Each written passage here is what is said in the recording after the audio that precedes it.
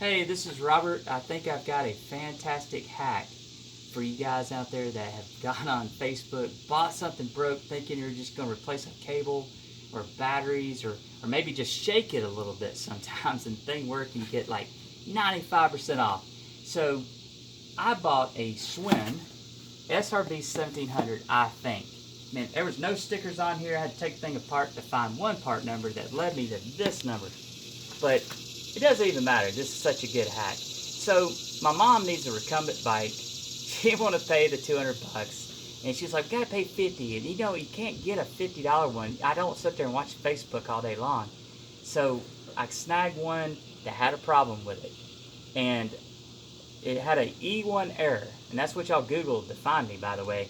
And that E1, oh, you know what? I gotta tell you what I did first, even before I pull this thing apart, because I want y'all to see what it kind of looks like before I, this is sitting here because I don't have all that fancy editing equipment to speed it up while I take it off. So anyway, I couldn't go, so I got $20 to invest this thing. My rule is not to spend 50 because if I go over 50 and I end up throwing this thing away, I should have paid, it's too close to $200 for a new one. So I saved myself the bike tool, used my snips here, and cut a hole there and pull this thing off. This bike tool is like $25 plus shipping. So the E1 error tells you that this speed sensor is wrong. But the more I thought about this speed sensor is, I'm like, this thing doesn't move. Moving parts break. And I know things can short circuit, like, this thing get too much voltage and blow it up. But I'm like, it's run by like 4C batteries.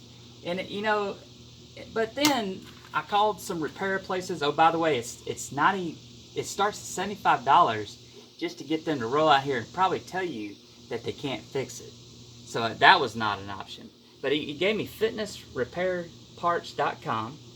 And so I looked this up and it was $3.95. I was like, yay, even if it's not it, $3.58 plus a little bit of shipping, as long as it's under 10, that's fine.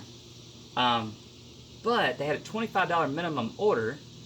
And plus shipping, I was like, well, that puts me over $50, so I can't do that, because this thing may end up going to the dump if I can't fix it.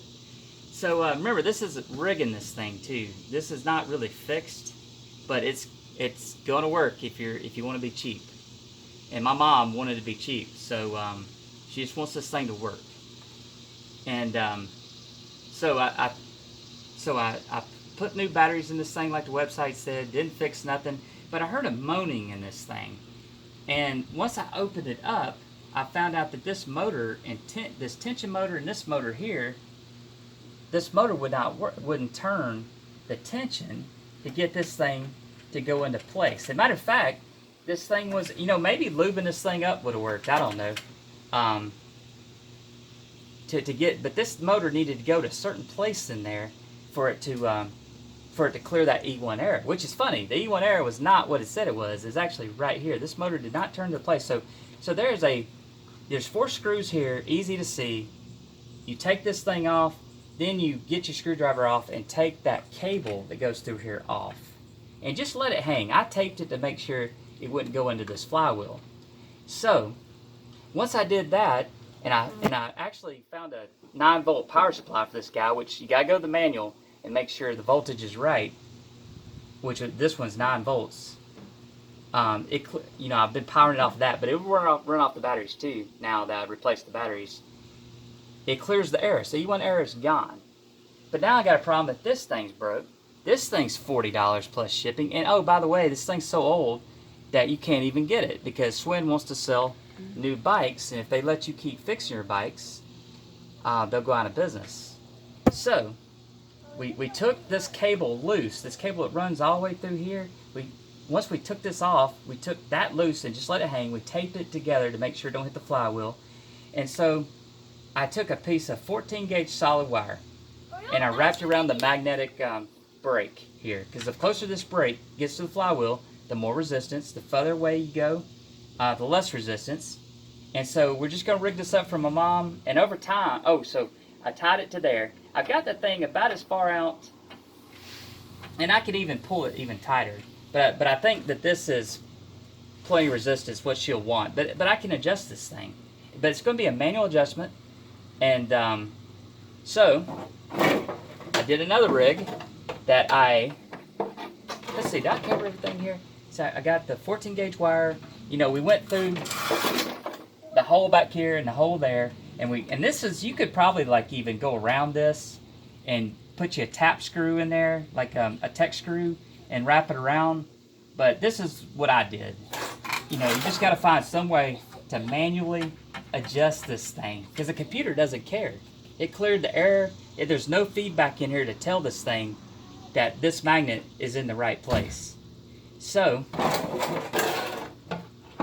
I had to cut another hole in the shield here. And I believe this is safe for my kids. My kids are 7 and 10. You know, I don't want to leave this thing open, because they'll put their, you know, they're liable to get in there and play in it and get their fingers caught in there and get their fingers cut off or hurt or something.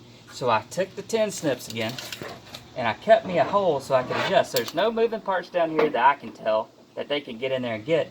And I can let the tension off. So as Mom gets better shape, I will let the tension off here, and this thing will slide closer and closer to the flywheel and give her more resistance. And she's older, so I think, you know, it'll take a week or two to build up to each little incremental stage for her.